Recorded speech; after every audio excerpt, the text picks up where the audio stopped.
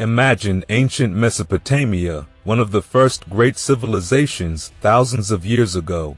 Life there revolved around the idea that humans were created to serve the gods. That meant the entire government was designed to reflect this belief. The people in charge, whether it was the high priest, the king, or other officials, weren't just rulers. They were seen as chosen by the gods to take care of everyone, almost like a father takes care of his family. In fact, that's exactly how they thought of government, like one big family. The king and priest were seen as the heads of the household, with the family being the people of the city or kingdom. Back in the Uruk period, around 4100 to 2900 BCE, the high priest had a lot of power. He handled both religious duties and the practical day-to-day stuff, but things shifted later in the early dynastic period. That's when kingship came into play, and kings started taking over more civic responsibilities. Kingship itself evolved from something called a lugal, which literally means strong man. Lugals were basically the heads of clans, chosen because they were strong leaders, especially in times of war. Eventually, these lugals turned into kings. One of the earliest kings we know of was Enmebrajesi of Kish, who ruled around 2700 BCE. He's mentioned in the famous Sumerian king list, which even talks about kings ruling before the Great Flood, a legendary event that was said to reshape history. Once kingship was firmly established, the king handled the running of the city or empire, while the high priest took care of religious matters. But both roles were seen as carrying out the will of the gods. They were in charge, but they weren't in it alone. There was a whole network of people working under them: governors, military leaders, temple priests, tax collectors, and even scribes to keep records. The government was structured almost like a well-oiled machine, with everyone playing a part, all serving the gods in some way. Over time, different powers rose and fell: Sumerians, Akkadians, Babylonians, and so on. But that core belief stayed the same. Rulers were carrying out the will of the gods, and the government was there to support the people, almost like a divine family structure. Now, let's talk about Sumer, where it all began. The Sumerian king list kicks off with the line, "After the kingship descended from heaven, it was in Eridu." Eridu was thought to be the oldest city in the world, a place where order first started thanks to the wisdom of the god Enki. But after the Great Flood, kingship moved to Kish. Scholars still debate when exactly kingship started, but most agree that by the Uruk period, around 3600 BCE, kings were already recognized as separate from the priests. The cities of Sumer had grown so much that it just wasn't possible for one person to manage both religious and civic duties. The government was like a big household, with the king and high priest at the top, followed by queens, military leaders, and various officials. Everyone had a role, and the king's job was to take care of the people, just like a father would care for his children.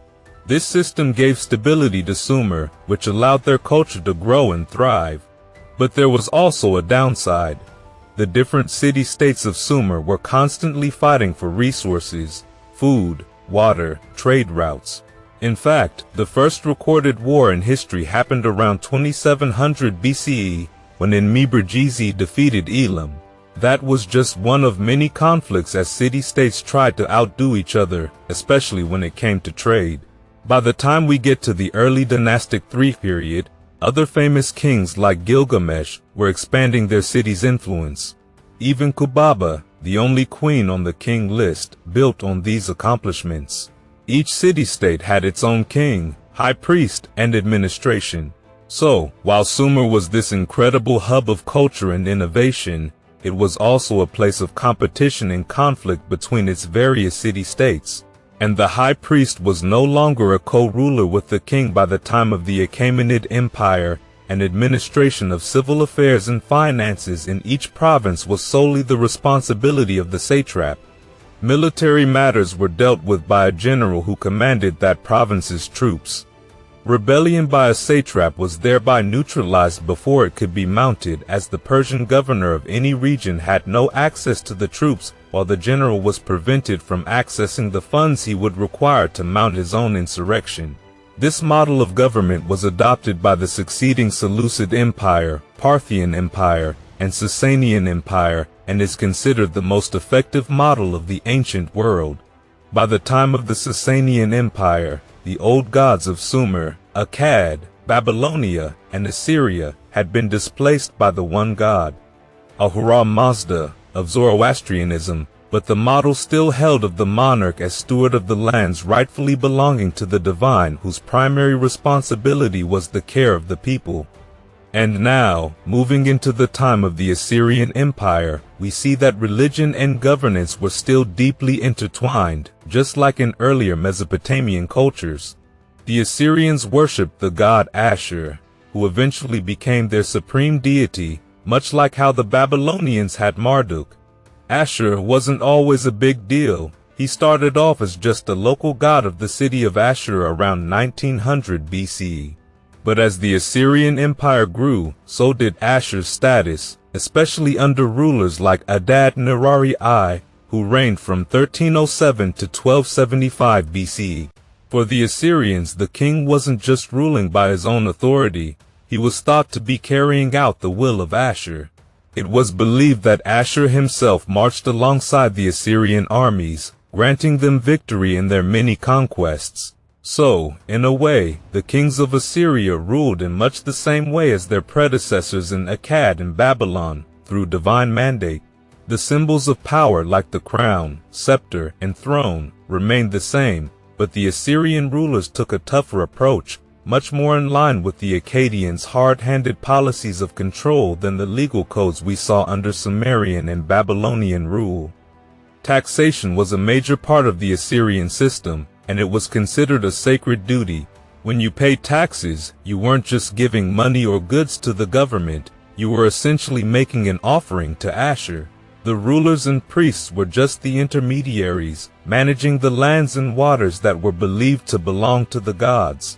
People paid their taxes in the form of goods like grain, wool, or livestock, or sometimes in silver, since coins weren't in use yet. Tax could also be paid through services, like working on public projects or serving in the military.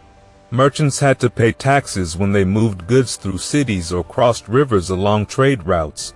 It wasn't a very forgiving system, and tax collectors were just as feared and hated as they had been in earlier times. Conquest was another big source of revenue for the Assyrians.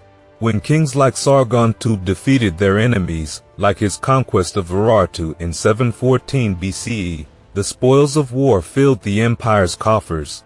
But here's the catch: this didn't result in any tax breaks for the regular people. Even though the king gained riches from his victories, the people were still expected to keep paying their share. One of the most famous Assyrian kings, Ashurbanipal, who ruled from 668 to 627 BCE, expanded on this idea of gathering resources. Not only did he collect taxes, but he also collected books. Ashurbanipal is known for creating one of the largest libraries in the ancient world, the Library of Ashurbanipal at Nineveh. He gathered written works from all over the Neo-Assyrian Empire, building a vast and systematic collection that was unique for its time. However, even the mighty Assyrian Empire couldn't last forever. In 612 BCE, the Neo-Assyrian Empire fell, and the Neo-Babylonian Empire rose to power.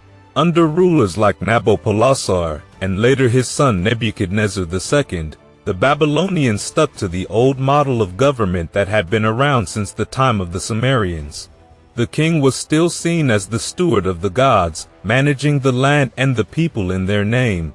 But this era too would come to an end when Cyrus the Great of Persia conquered Babylon in 539 BCE.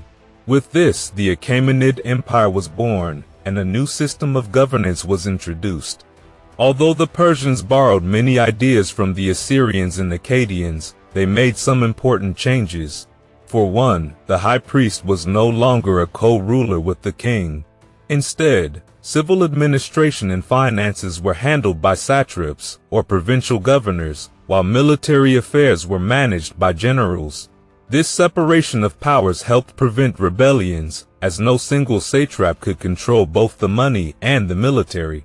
This system of government was so effective that it was later adopted by the Seleucid, Parthian, and Sasanian empires. By the time of the Sasanian Empire, which lasted from 224 to 651 CE, the old gods of Sumer, Akkad, and Assyria had been replaced by Ahura Mazda, the supreme god of Zoroastrianism.